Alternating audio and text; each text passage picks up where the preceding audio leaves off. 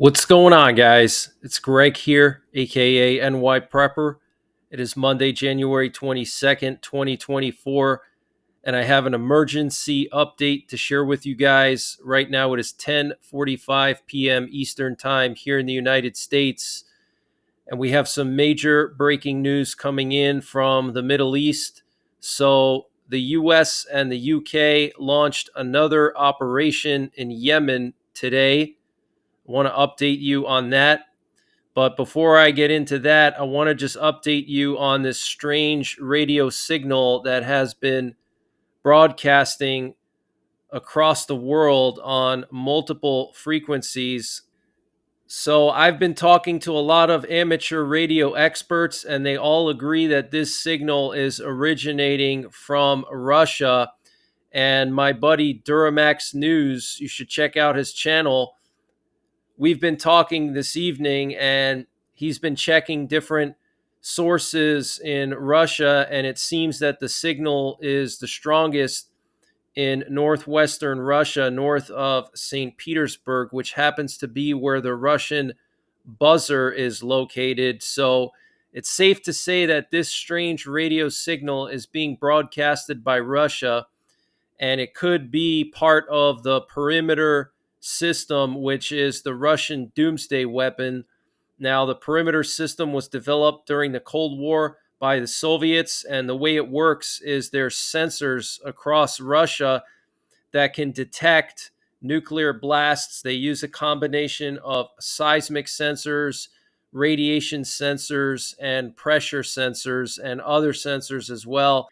And the computer takes all the data and it goes through an algorithm, and then the computer decides if there was some type of nuclear ATTACK on Russian soil, and then at that point the computer will decide if it needs to auto launch towards pre-planned targets. And the way that the computer determines that is it tries to figure out if the Russian military command is still intact or if they have already conducted a retaliatory launch. And if not, then the computer will auto launch the entire Russian nuclear arsenal at thousands of pre planned targets.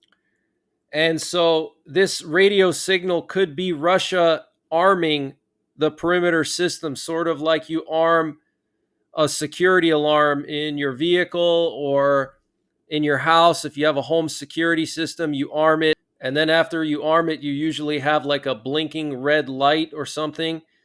And so this radio signal could be that blinking red light that the Russian military uses to determine if the perimeter system is working or not. But it's still broadcasting tonight, guys, okay? So I want to read to you something coming from one of the developers of the perimeter system. Apparently, he did an informal interview with Wired, and he said that it was designed to lie semi-dormant until switched on by a high official in a crisis. Okay, that's what he said. Then it would begin monitoring a network of seismic radiation and air pressure sensors for signs of nuclear explosions, nuclear blasts, before launching any retaliatory strike. The system had to check off four if-then propositions. If it was turned on, then it would try to determine that a nuclear weapon had hit Soviet soil.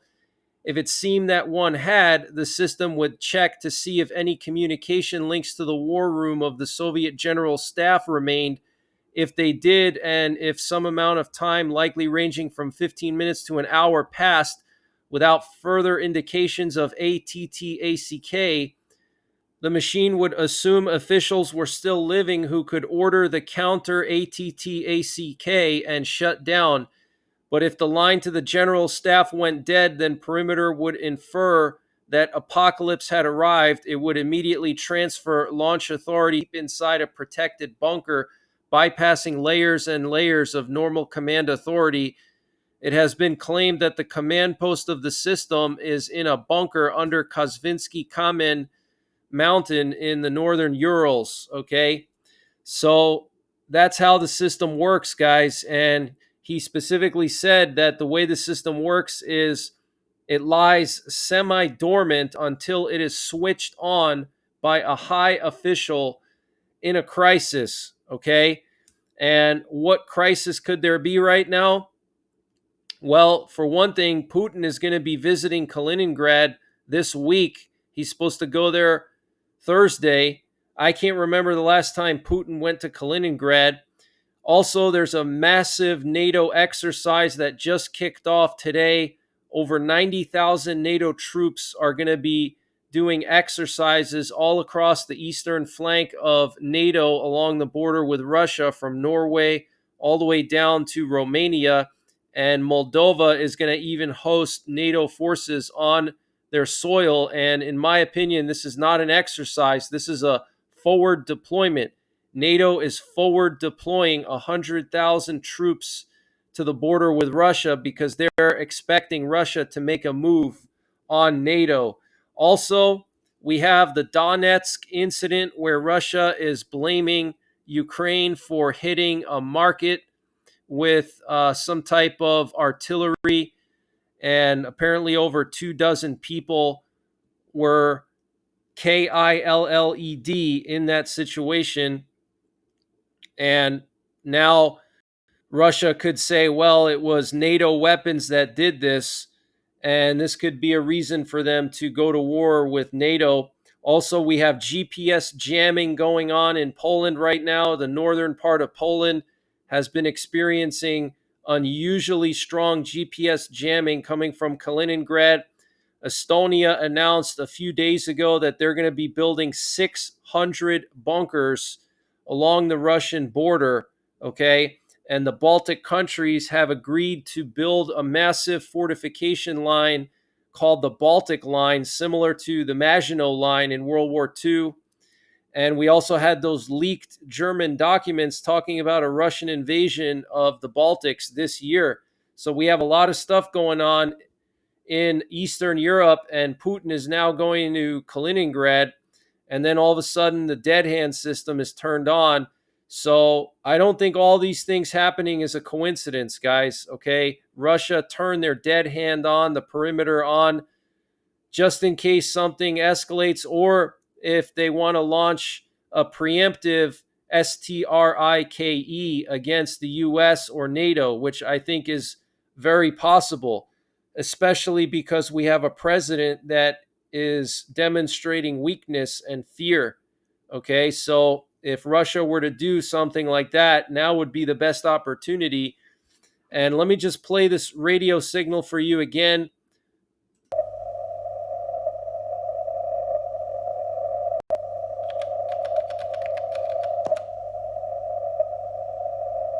So you can hear like this ticking noise, like tick, tick, tick. It's like a pulsing noise. This is not the same thing as the Russian woodpecker, guys. I'm going to play the Russian woodpecker for you. It's not the Russian woodpecker, it's different.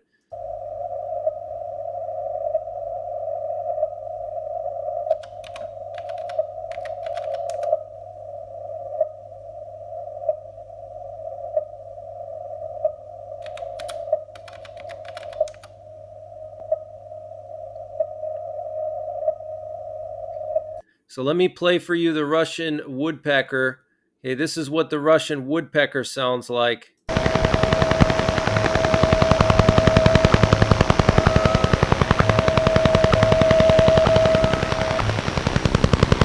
It kind of almost sounds like a helicopter. That's why it's called the woodpecker, because it's really fast. Like the pulsing noises are very fast with the Russian woodpecker versus this one is a lot slower. It's more like a clock or a metronome.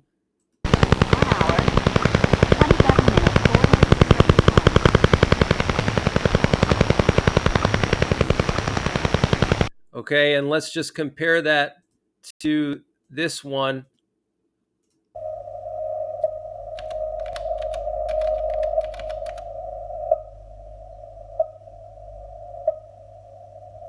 Okay, you see the difference, guys? It's a huge difference. We currently have a presidential Doomsday plane that just took off from Colorado Springs and is currently heading towards Omaha, Nebraska, which is home of Offutt Air Base, where Stratcom is located. And there are Doomsday bunkers in Colorado Springs. That's where Cheyenne Mountain is. That's where NORAD is located. So we have a presidential Doomsday plane going from a Doomsday bunker to another Doomsday bunker this evening. Okay, very interesting. And here's the Duramax News channel. I highly recommend you check him out. He's live 24/7. He tracks emergency action messages and breaking news. So check him out, Duramax News. So I want to update you guys on the STRIKE that took place today in Yemen. Fox News is reporting that Britain and the U.S. hit about 10 targets in Yemen, and that the Sana'a International Airport was hit by multiple U.S. and U.K. ordnance. Okay, so they hit the airport and a total of 10 targets. And Al Mayadeen's correspondent in Sana'a reported that U.S. and U.K. targeted the encampment of the 22nd Republican Brigade in Taiz. Okay, so they hit some kind of brigade. And the British Defense Ministry is reporting that 4 Typhoon fighter aircraft supported by 2 Voyager aerial refuelers were involved in the operation tonight. And Al Mayadeen is also reporting that the sites targeted by the Americans and British had already been targeted in several operations in the past. And the Associated Press is citing U.S. officials who said that Tomahawk missiles were used. And according to the officials, the U.S. and the U.K. used warship and submarine-launched Tomahawk missiles and fighter jets to take out Houthi missile storage sites and launchers. And this update was sponsored by My Patriot Supply. Guys, they have brought back their 25% discount on their 3-month emergency food supply. And to get the deal, you got to go to preparewithNYPrepper.com. The link is in the description below this video. But this 3-month emergency food supply is freeze-dried, so it has a 25-year shelf life. And it's all contained within 6 rugged, water-resistant buckets. And free shipping is included. So again, use the link preparewithNYPrepper.com to get 25% off of the My Patriot Supply 3-month emergency food supply. It's really a no-brainer. 25-year shelf life. You don't have to worry about your food preps going bad. You don't have to worry about rotating anything. And it's all contained within 6 buckets. So you can find the space to store 6 buckets, guys. And they also have a general store. If you click on the My Patriot Supply logo at the top of the page when you get to preparewithNYPrepper.com, you can access their general store. And they have all kinds of prepping and survival items for sale. They have MREs, they have survival seeds, they have potassium iodide, they have survival bars. So check it out. preparewithNYPrepper.com to get 25% off of the My Patriot Supply 3-month emergency food supply, and the link is in the description below this video. And according to U.S. defense officials, their initial estimates say that 25 to 30 precision-guided munitions were used in tonight's operation in western Yemen.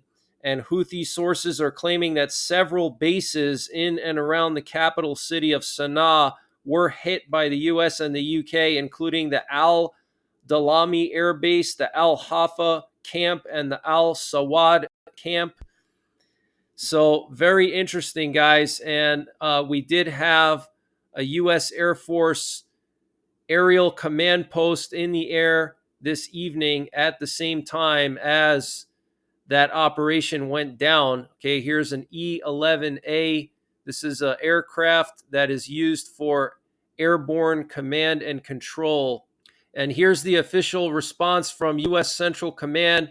They wrote here, as part of ongoing international efforts to respond to increased Houthi destabilizing and illegal activities in the region, on January 22nd, At approximately 11:59 p.m., U.S. Central Command forces alongside UK armed forces and with support from Australia, Bahrain, Canada, and the Netherlands conducted strikes on 8 Houthi targets in Iranian-backed Houthi terror-controlled areas of Yemen.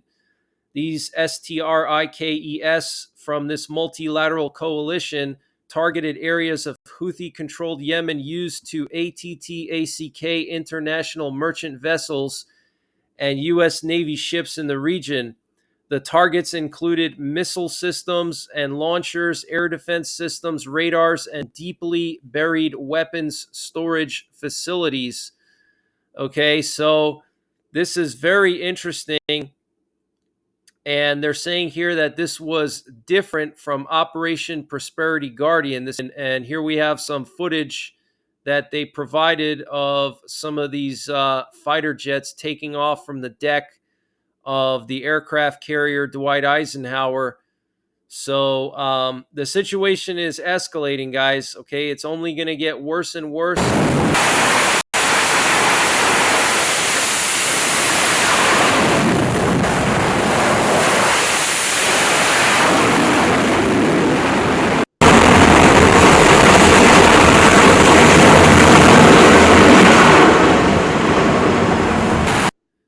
Keep in mind, the U.S. is not even using probably 0.5% of their military power to deal with these Houthis, okay?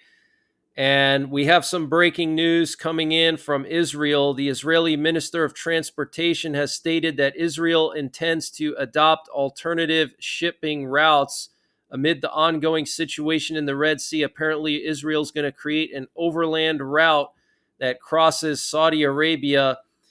And there was a loud kaboom, resulting in a large fire in Baghdad, Iraq. Apparently, it occurred at a munitions depot and storage yard for the 22nd Brigade of the Iraqi Army south of Baghdad. The cause of the kaboom is currently unknown. We also have an initial report of another American ship that was targeted off the coast of Aden with a ballistic ordnance. Okay, this was this evening. So another ship was targeted. And the U.S. military has officially announced that they're going to launch the operation known as Poseidon Archer, which is going to be the long-term sustained campaign against the Houthis. Okay, so Poseidon Archer, very interesting name.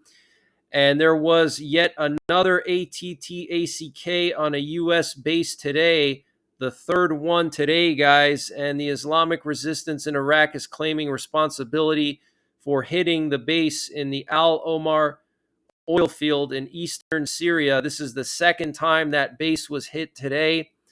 We also have some very concerning information coming from a reporter who works for VOA, Carla Babb, and she wrote that U.S. defense officials told her that since mid-October, there have been at least 83 Americans injured by Iranian proxy ATTACKs against American and coalition forces in Iraq and Syria.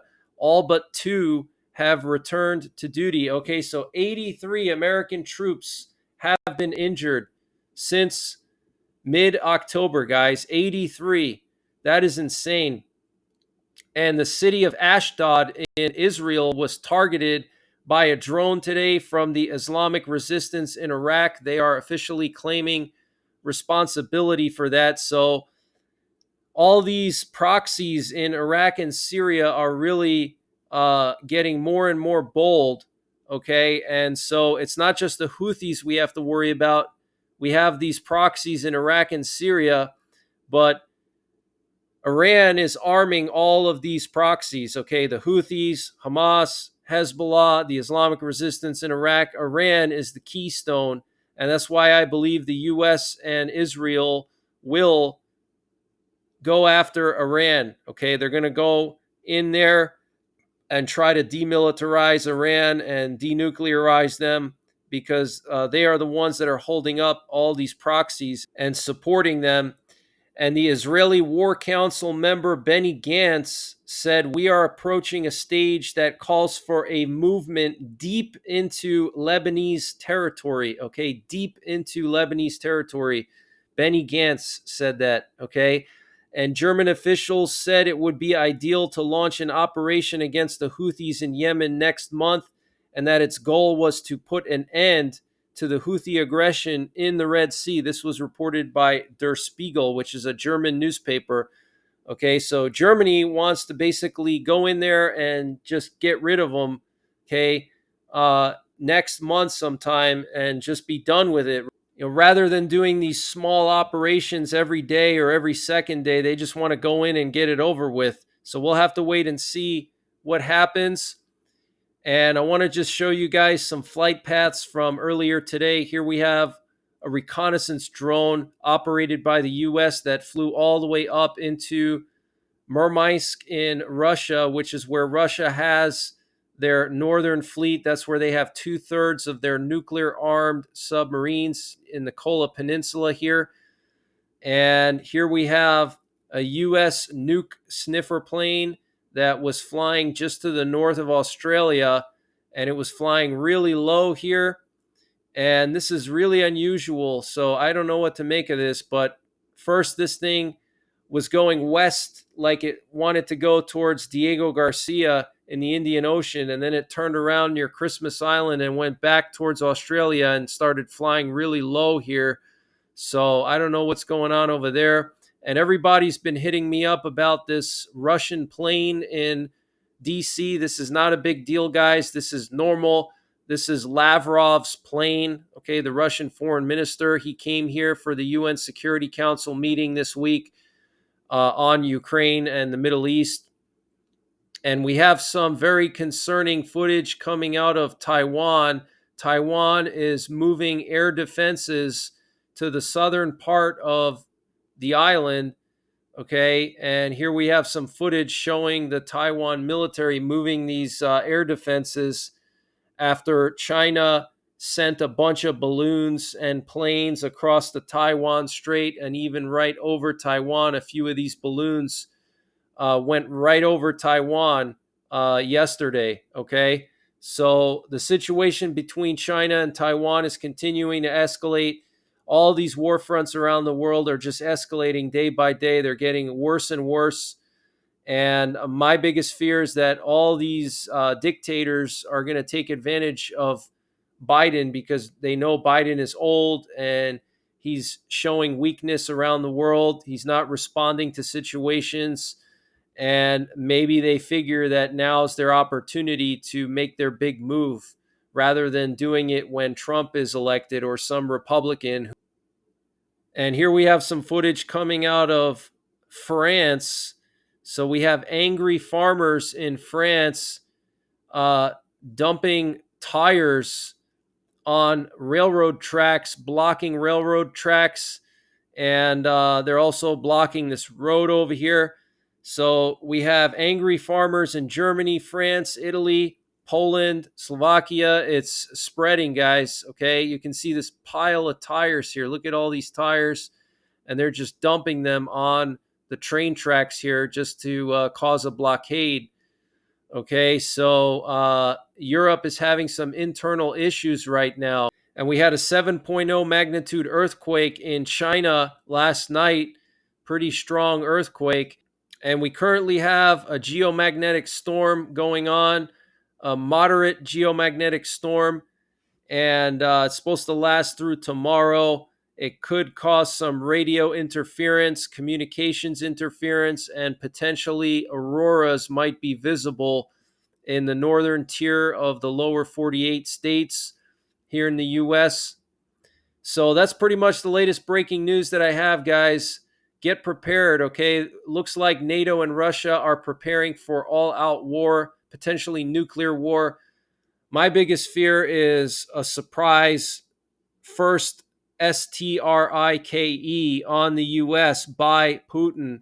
He may figure that Biden is old and he may not react in time to launch a retaliatory strike. And he may figure, you know what, maybe now's the time to just do it, to just preemptively launch on the US. Who knows? I hope that's not the case, but something's going on because they activated their dead hand system. So I'm going to continue to monitor this situation, and I will be back tomorrow with more breaking news.